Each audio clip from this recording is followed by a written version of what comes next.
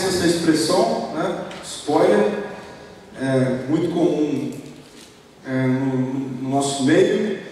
É uma expressão utilizada para falar de alguém que, ao assistir um filme, um seriado ou ler um livro, não se contém, né? E acaba contando o fim ou partes importantes da história, do filme, do livro, para alguém que ainda não viu o filme, para alguém que ainda não leu o livro, né? Quem já passou por essa situação aqui?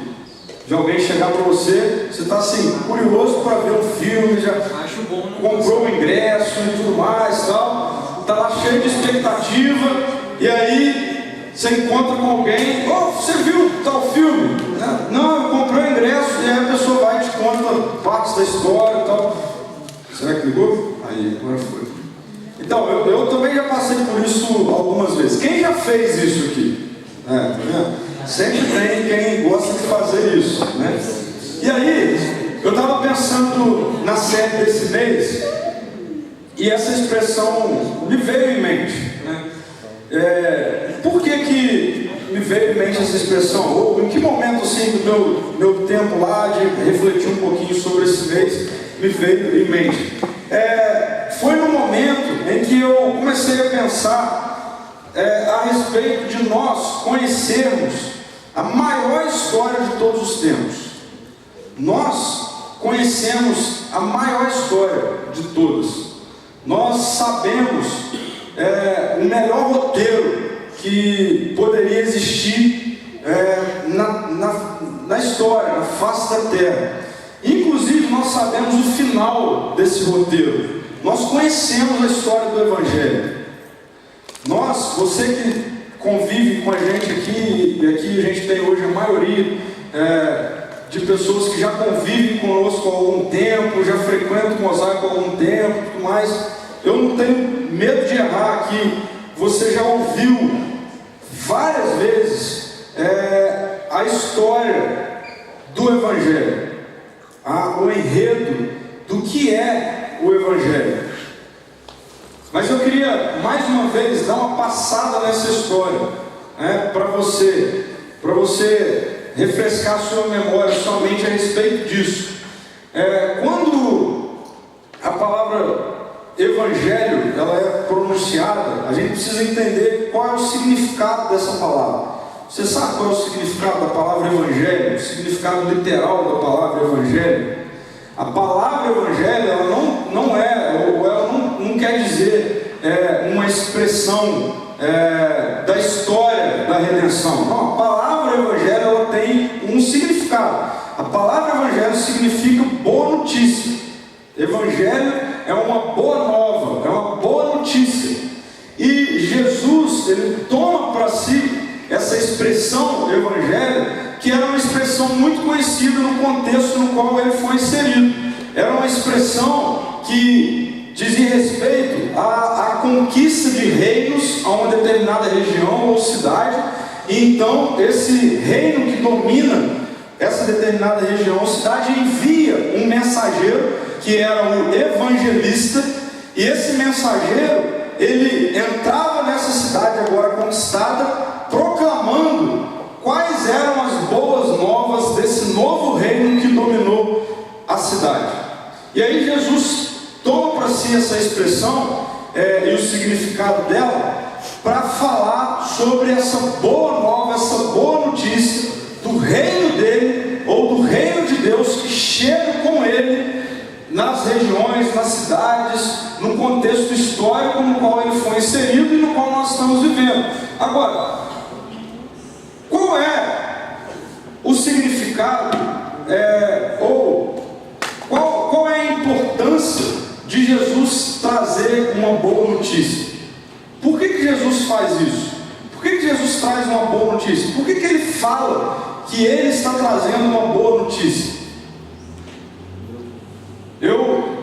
Certa vez eu li um livro que dizia o seguinte: não faz muito sentido eu chegar aqui hoje, ou você ligar a televisão, na verdade, não é nem que não faz muito sentido, mas talvez para você não vá despertar interesse se você liga a televisão e aí você vê um noticiário dizendo que acabaram de inventar, cientistas, pesquisadores acabaram de inventar um remédio, um medicamento para determinada doença,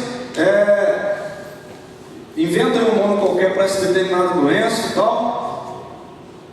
Só que você não tem a doença e ninguém que você conhece tem a doença e ninguém tem a doença. Essa doença não existe. Imagina isso. Imagina alguém descobrir um remédio para uma doença que não existe. E aí faz aquele alarde todo para comunicar, descobrir um remédio para tal doença. Mas ela não existe, você nunca teve. Qual vai ser a sua reação? Tipo, desinteresse. Pô, por que eu vou me interessar por um negócio que não existe? Essa doença aí que não existe, isso não tem a ver comigo, por que eu vou... Agora, imagine você ter uma doença, e aí, até então, a doença era incurável. Você foi no médico, o médico disse para você, olha, você entrou agora em contagem regressiva, porque a doença que você tem ainda não descobriram a cura, então, infelizmente, meu amigo, seus dias estão contados. Como que você vai sair do médico? Né?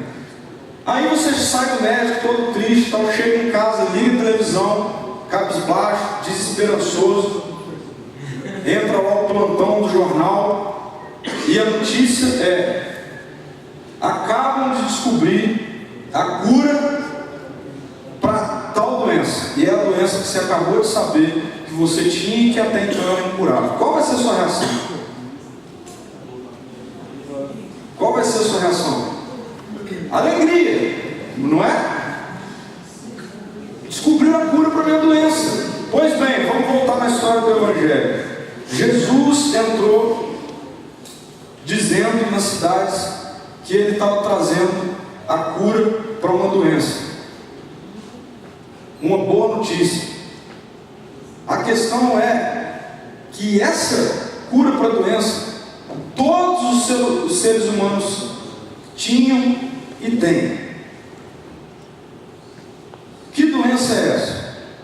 A doença é causada pelo nosso rompimento, pela nossa insubmissão ao governo de Deus sobre as nossas vidas, quando esse Deus amoroso, cheio de bondade, nos criou para vivermos uma vida sem pecado, uma vida sem tragédia, sem miséria, sem caos, não só na nossa relação humana com Ele, mas na nossa relação com a criação dele, com todas as coisas. Imagina você poder viver sem poluição. Imagina você poder ter com um amigo seu um leão, sei lá, um tubarão. Imagina você nadar cheio de tubarão em volta, tal. Essas coisas assim, bem fantasiosas. Então, o reino de Deus, em sua plenitude, quando Ele criou, era para ser assim.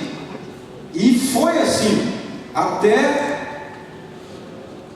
a doença entrar na nossa história através de um ato de desobediência da humanidade, que continua sendo o nosso ato de desobediência, ou o ato de desobediência da sociedade na qual nós vivemos, que nada mais é do que não querer se submeter ao governo de um Deus que nos criou.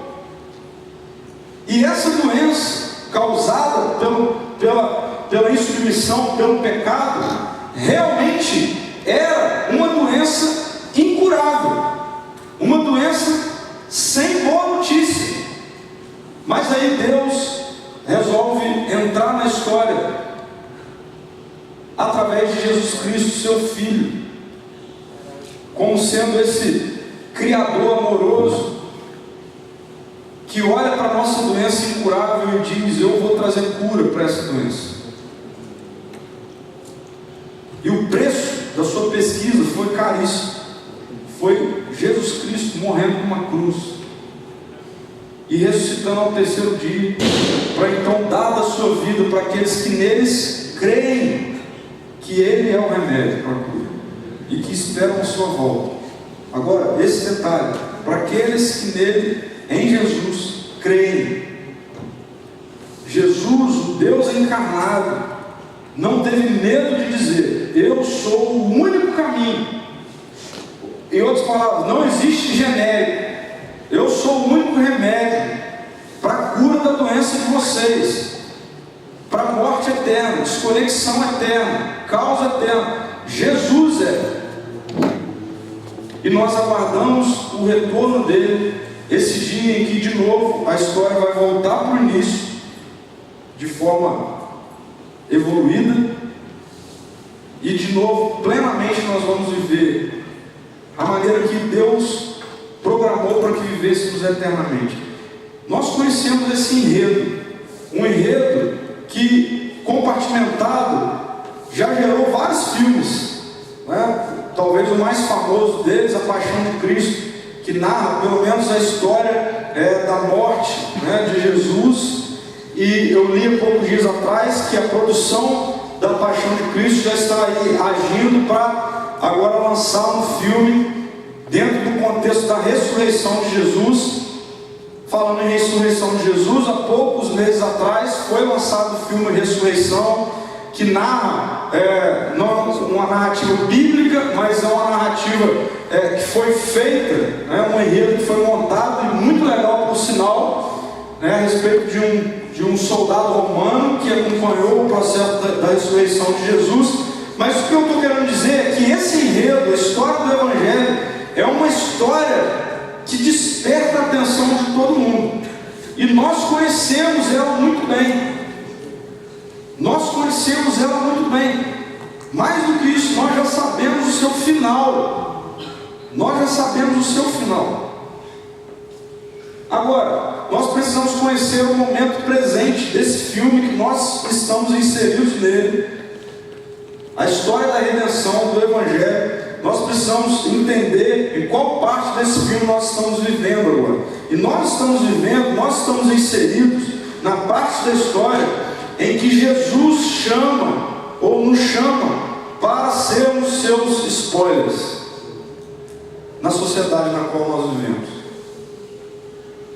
Nós sabemos a história, nós sabemos o fim da história, e nós somos chamados, convocados para sermos esses que, aonde nós convivemos com as pessoas que nós nos encontramos, nós vamos então falar dessa história para essas pessoas, contar o final do filme para essas pessoas. Nós somos convocados para isso.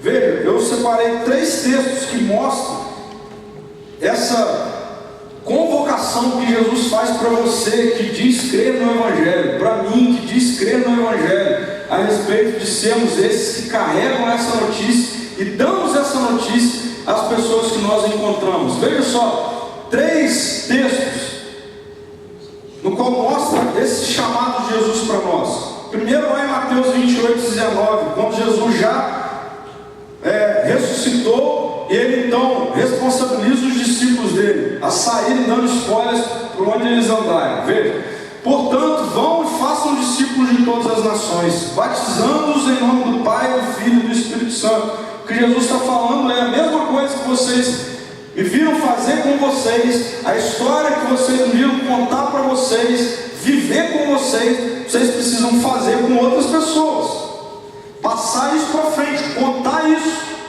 Em Atos, no capítulo 1:8, também é um momento onde Jesus ressuscitou, e aqui ele está ainda num processo de responsabilizar os seus seguidores para a igreja espalhar e crescer. Veja, ele diz: mas receberão poder quando o Espírito Santo descer sobre vocês, e serão minhas testemunhas em Jerusalém, Judéia e Samaria, até os confins da terra. Serão os meus spoilers. Vocês vão ser aqueles que vão passar pelas pessoas, as pessoas vão olhar para a vida de vocês, vão se relacionar com vocês, e vocês precisam contar a história para eles.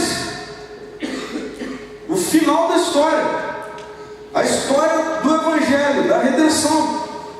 E por último, 2 Coríntios 5:20, o apóstolo Paulo também responsabilizando aquela igreja: portanto, nós somos embaixadores de Cristo. Nós carregamos a mensagem. Como, e aí veja só a seriedade desse texto e como ele é direto nesse ponto. Somos embaixadores de Cristo, como se Deus estivesse fazendo o seu apelo por nosso intermédio. Por amor a Cristo, lhe suplicamos, reconcilie-se com Deus. Por amor a Cristo, nós convivemos com pessoas ao nosso redor, que precisam se reconciliar com Deus. E o que as Escrituras estão dizendo para nós é que nós somos esses, que Deus vai fazer isso pelo nosso intermédio a essas pessoas. Deus vai alcançar pessoas. Eu queria que você pensasse em pessoas, visualizasse pessoas que você certamente convive e que não estão reconciliadas com Deus, estão com a doença.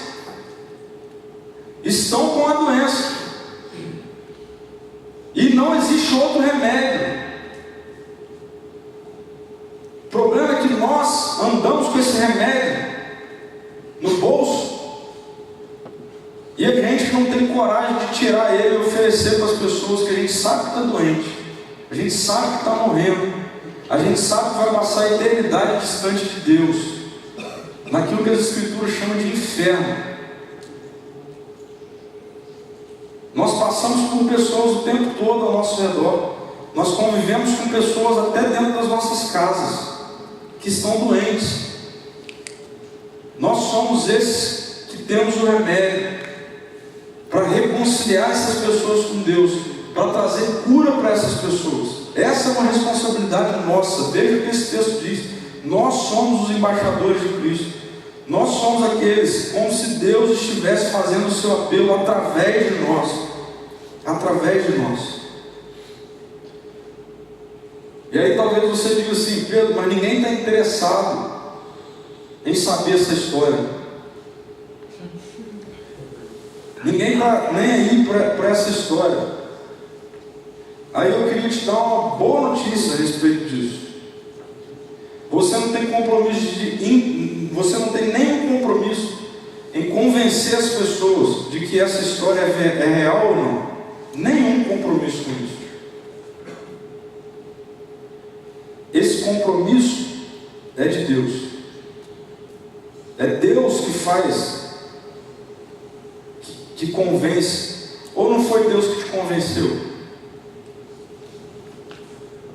Ou você, ao começar a ouvir essa história, de repente via essa história e começou a perceber que essa história estava fazendo sentido para você. Se eu te perguntar, quando foi que isso aconteceu? Teve alguma mensagem? Teve alguma música? Muito provavelmente você vai dizer: eu não lembro. Sabe por que você não lembra? Porque não é música, não é mensagem, não sou eu falando ou outra pessoa falando. Quem convence é Deus. Quem convence é Deus. Então, mesmo que as pessoas não estejam interessadas nessa história, nós precisamos ter coragem de proclamá-la, de dizer, de falar, de dar spoiler sobre ela, porque quem convence é Deus. Não esqueça disso. Não esqueça disso. E aí, algo que eu já percebi muitas vezes, que é bem característico desse tipo de atitude, né, do spoiler, da pessoa que faz isso, é a empolgação que a pessoa tem a partir do conhecimento da história, que acaba o levando a não conseguir segurar e contar. Às vezes é de zoação, né? Às vezes alguém sabe que eu vou ver o filme e tal, aí vem para zoar e conta o filme e tal. Às vezes é de zoação, mas às vezes não. Às vezes, e eu já vi isso acontecer muitas vezes, é porque a pessoa acabou de assistir o filme, acabou de ler o livro e ficou tão empolgado com o negócio que não consegue segurar aquilo. Chega e quando viu já contou. Quando viu já contou. Essa é uma característica de quem dá spoilers, né? Quando viu já contou. E aí, é nesse ponto que eu quero chegar.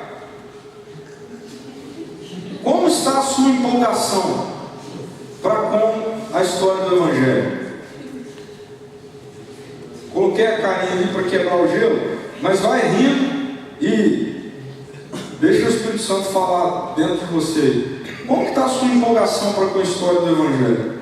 Como que está o seu entusiasmo? Será que a história do Evangelho tem causado em você o mesmo impacto? O mesmo impacto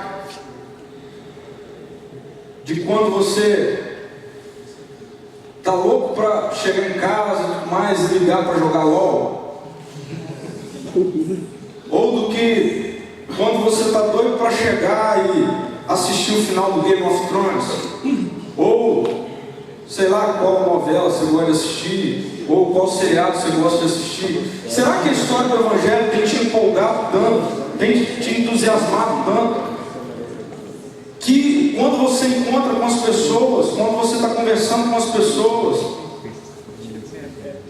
o tempo todo você lembra? Eu não estou dizendo que a orientação bíblica é para que você vire um chato, que o tempo todo você não converse com as pessoas para conhecer a história delas e tudo mais, e para se relacionar e tal. Não é isso que eu estou falando. Eu estou dizendo, se a história do Evangelho te empolga a tal ponto de você querer encontrar uma oportunidade de entregar o remédio para as pessoas que você sabe que está doente, ou tem outras histórias que têm te empolgado mais? Ou tem outros contextos, outras coisas que têm te empolgado mais, que têm te entusiasmado mais? Como que está a sua empolgação para com essa história? E aí eu quero iniciar essa nossa série destacando essa questão, para que a nossa vida seja missional, para que nós de fato sejamos luz onde nós vivermos, andarmos. Gente, o Evangelho precisa ser a história mais empolgante do nosso coração, porque se não for, muitas outras coisas serão e tomarão espaço e tempo de oportunidades, de conversas, de diálogos, de comunicação. A gente vai contar muitas outras histórias e vão continuar sendo paliativos, remédios que podem trazer uma sensação de cura. Vocês já viram isso? Quando às vezes a gente vai enganado para o médico, né? ou a gente vai para o médico e o médico se engana, mas passa um remédio que por um momento passa a dor, mas aí daqui a pouco ela começa a doer de novo. Às vezes a gente tem feito assim com pessoas. Às vezes as pessoas com qual nós convivemos têm vivido uma vida assim, momentânea, sensações de satisfação, mas logo passa, a dor da doença vem, e nós temos o remédio, mas para que nós sejamos assim, assertivos com relação a esse remédio, ao Evangelho, nós precisamos tê-lo, cara, como aquilo que mais empolga o nosso coração. É preciso manter o entusiasmo presente nas nossas vidas. E aí, para isso acontecer, eu queria destacar algumas coisas que se encontram nesse texto aqui de Filipenses 4, de 1 a 8, que diz assim: o apóstolo Paulo envia essa carta para a igreja de Filipe. Portanto, meus irmãos, a quem amo, a de quem tenho saudade, vocês que são a minha alegria e a minha coroa, permaneçam firmes no Senhor, ó amados. O que eu rogo a Evódia e também a Sintique é que vivam em harmonia no Senhor. Sim, e peço a você, leal companheiro de julgo, que as ajude, pois lutaram ao meu lado na causa do Evangelho, com Clemente e meus demais cooperadores. Os seus nomes estão no livro da vida. Alegrem-se no Senhor. Novamente direi, alegrem-se. Seja a amabilidade de vocês conhecida por todos. Perto está o Senhor. Não andem ansiosos por coisa alguma, mas em tudo, pela oração e súplicas e com ações de graças, apresente seus pedidos a Deus, e a paz de Deus, que excede todo o entendimento, guardará os seus corações e as suas mentes em Cristo Jesus. Finalmente, irmãos, tudo que for verdadeiro, tudo que for nobre, tudo que for correto, tudo que for puro, tudo que for amável, tudo que for de boa fama, se houver algo de excelente ou digno de louvor, pense nessas coisas. A igreja na qual Paulo escreve essa carta, a igreja de Filipe, era a grande alegria do ministério de Paulo, porque Paulo sofreu muito para plantar essa igreja, e foi uma igreja que produziu frutos, que cresceu. Paulo sempre teve nessa igreja uma igreja que o socorria em tempos de necessidades. A igreja de Filipe sempre foi uma igreja parceira de Paulo, do ministério de Paulo. Por isso Paulo gostava tanto, era apaixonado por aquela igreja. E agora Paulo envia essa carta para dar as suas últimas recomendações a essa igreja. E essas recomendações de Paulo a essa igreja giram exatamente em torno desse tempo: permanecer alegres, permanecer empolgados, permanecer entusiasmados com a história do Evangelho. Paulo precisa dessa cutucada na igreja, porque eles estavam perdendo a empolgação pela história do Evangelho. Outras coisas estavam tomando lugar de coisas que mais empolgavam a vida da galera, e Paulo precisa dar uma cutucada em relação a isso. Então, para que o nosso entusiasmo em saber o fim da história permaneça, nossa alegria, nossa motivação, a melhor história de todos, o melhor enredo de todos, para que isso permaneça firme, para que a história do Evangelho permaneça firme, sim, constante, empolgante no seu coração, eu queria destacar 4 coisas rapidinho aqui para nós. Primeiro, é que o Evangelho deve ser firmado em nossas vidas. Paulo começa dizendo assim: portanto, meus irmãos, a quem eu amo, a quem eu tenho saudade, vocês que são a minha alegria, permaneçam firmes no Senhor.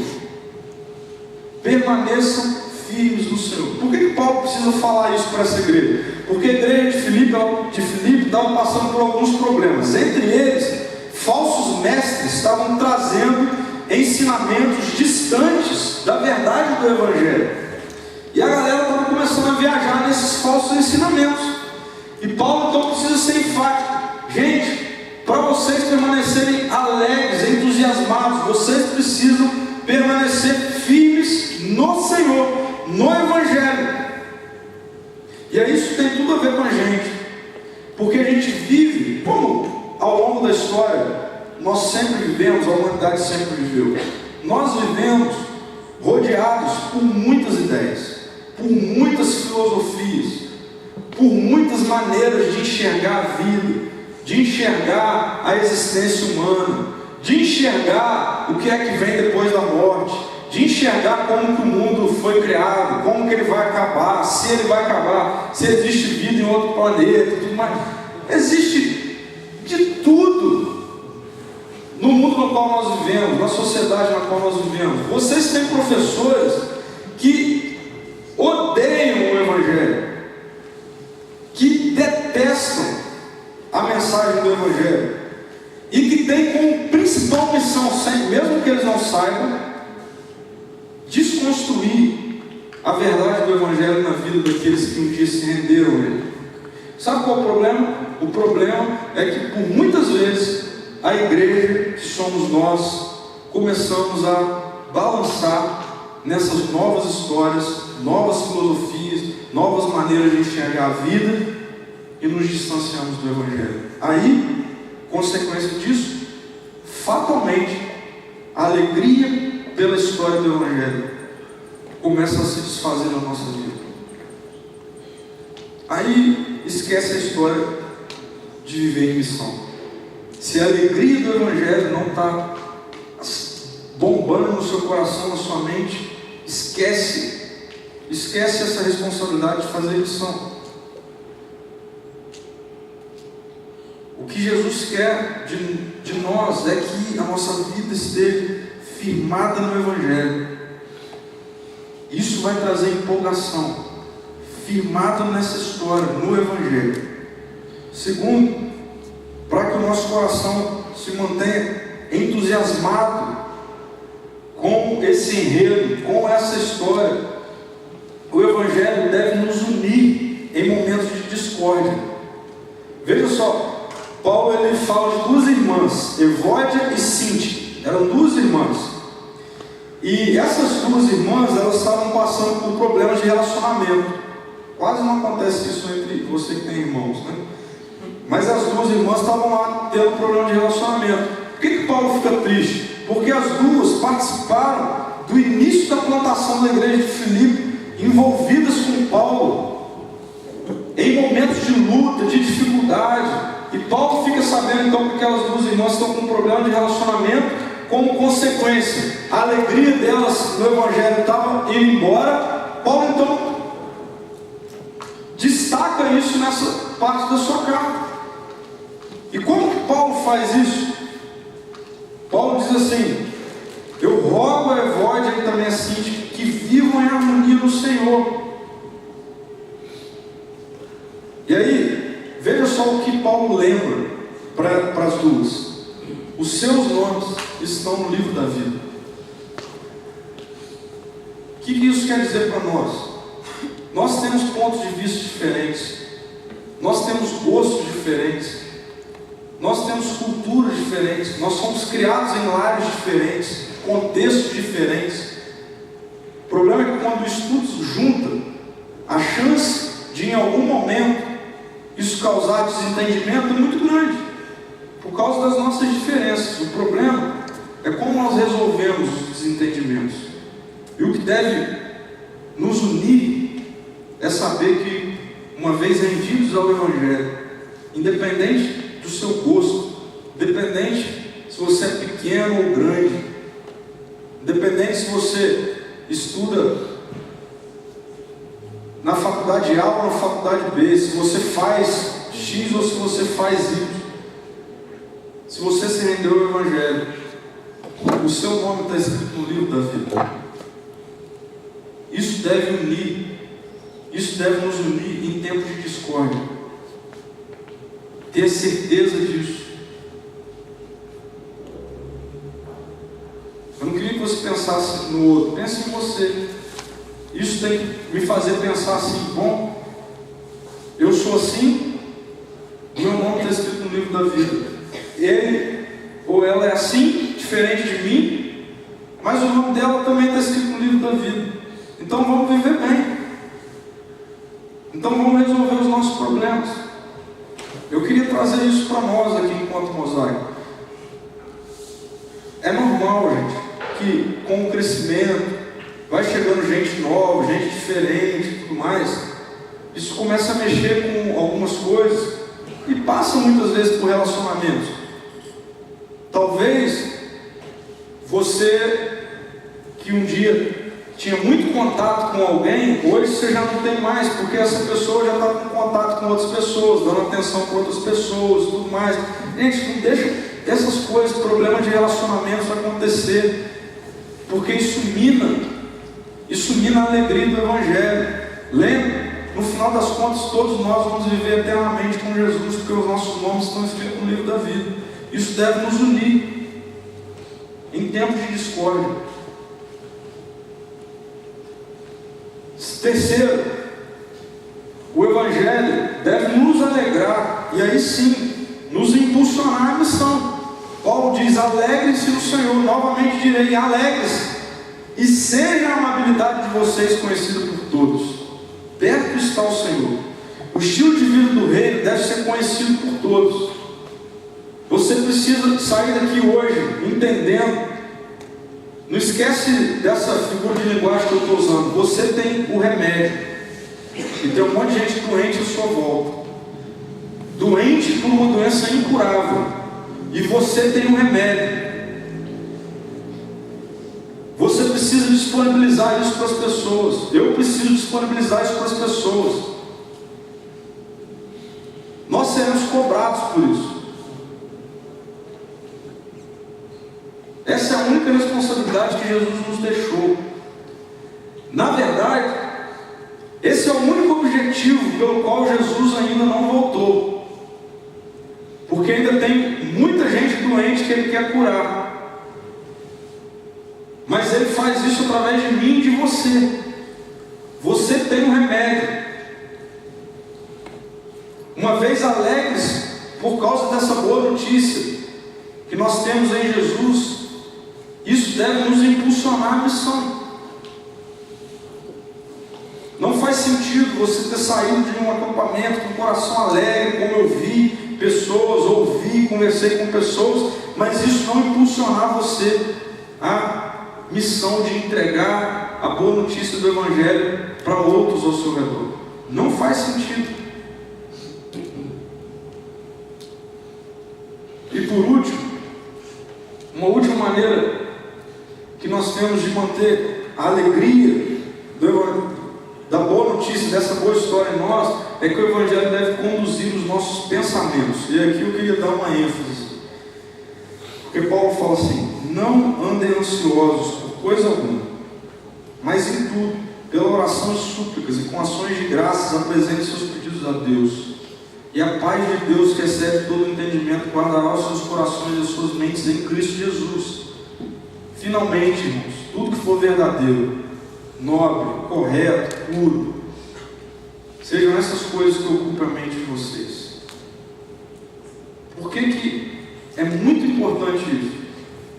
É muito importante isso, porque certamente todos nós temos os nossos medos, as nossas ansiedades, as nossas dificuldades, as nossas inseguranças. O problema é que se nós deixarmos essas coisas tomarem conta da nossa mente, elas vão dominar a nossa vida e nós vamos perder a alegria pelo Evangelho. E é muito interessante como Paulo traz o antídoto contra isso. Ele diz: gente, é real, ansiedade existe, medo existe, dificuldade existe, insegurança existe, mas o que vocês têm que fazer? Tenham uma vida de oração.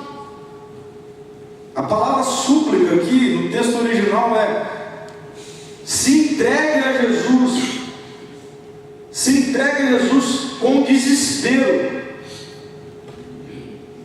O problema é que quando nós temos o nosso coração desesperado, e nós temos em muitos momentos, tomados por medo, desafios, e nós temos por muitos momentos, ao invés de nós descarregarmos isso em Jesus, e aí, ótimo se você está me ouvindo hoje, você está começando a sua caminhada com Jesus. Deus não tem problema nenhum em você gritar com Ele, em você cobrar dele, em você dizer para Ele tudo que você está sentindo, inclusive a sua revolta contra Ele, mas Ele quer que você faça isso com Ele. Com Ele. Vai ler os Salmos de Davi. Davi, é interessante porque às vezes dá para você visualizar Davi gritando com Deus: eu não aguento mais. Mas ele faz isso com Deus. E você vai terminando de ler os Salmos, você vai ver que Davi já vai se transformando. E é a mesma coisa que Paulo está dizendo. As ansiedades, os medos, as inseguranças, vocês precisam descarregar isso em Jesus. Apresentem os seus pedidos a Deus. E aí qual é a consequência disso? Gente, isso é Bíblia. Não sou eu que estou dizendo. A consequência disso é: e a paz de Deus.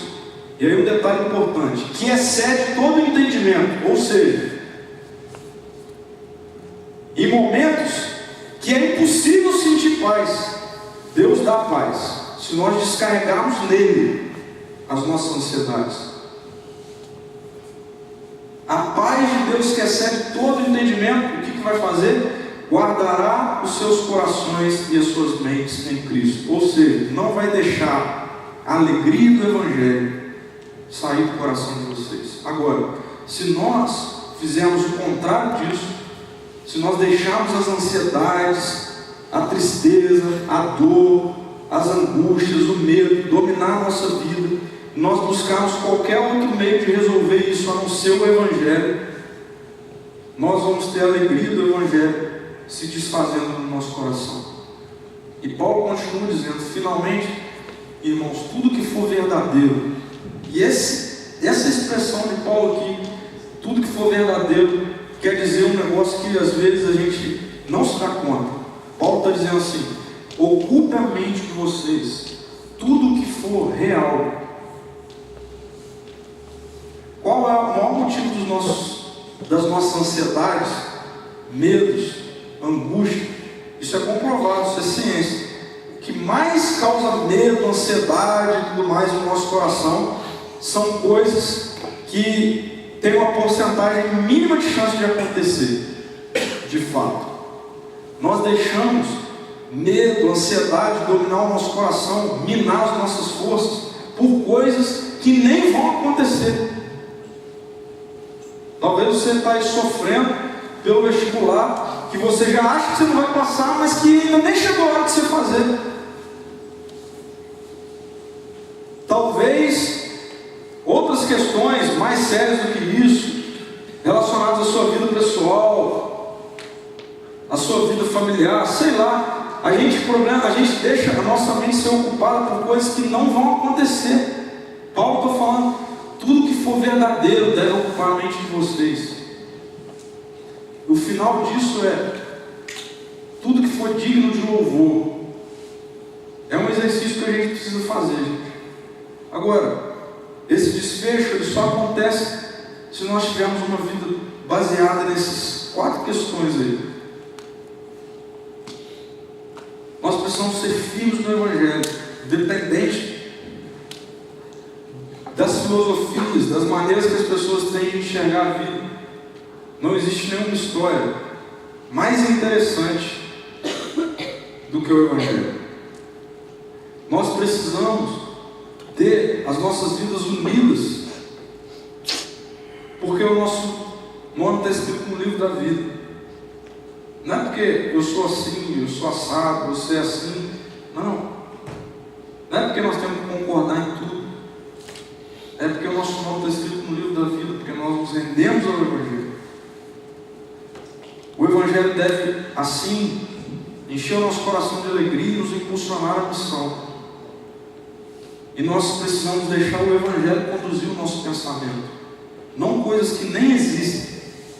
Se você está aqui hoje, você está ansioso, com medo, com alguma dificuldade, a palavra de Deus para você, das Escrituras para você é: grita com Deus, fala com Deus, fala com Ele.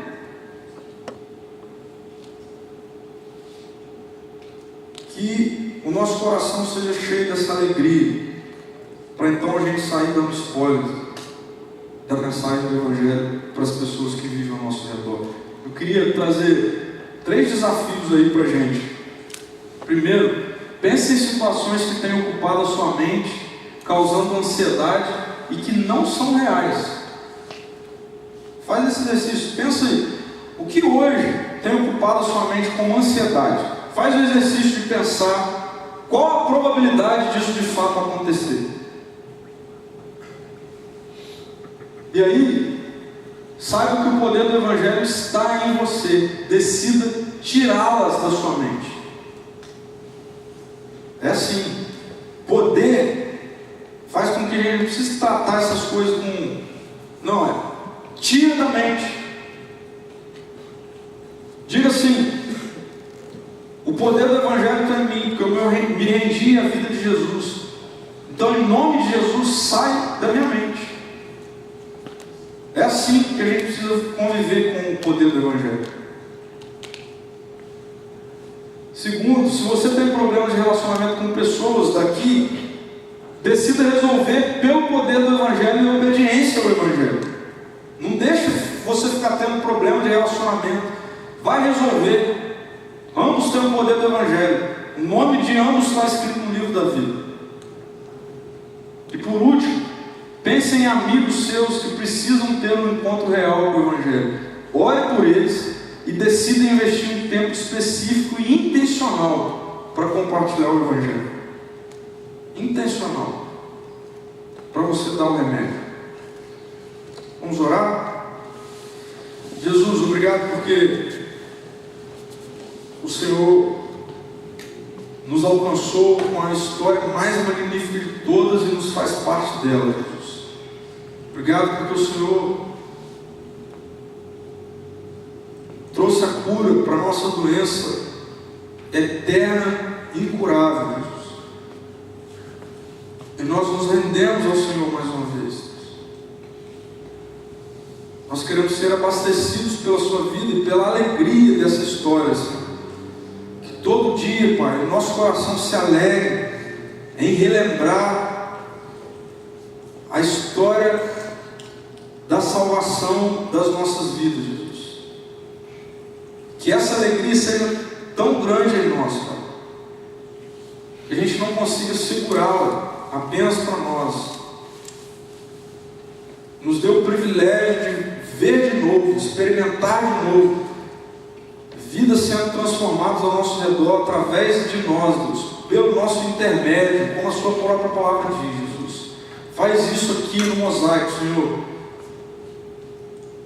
Quero te pedir nesse momento, Pai, por ansiedades, Deus, por medos, por angústias, pelo poder do Evangelho, Pai, em nome de Jesus, tira isso da nossa mente, Senhor. Traga alegria, a paz que excede todo entendimento a nós, Deus. É assim que a gente quer viver, em nome de Jesus. Amém, Senhor. Amém.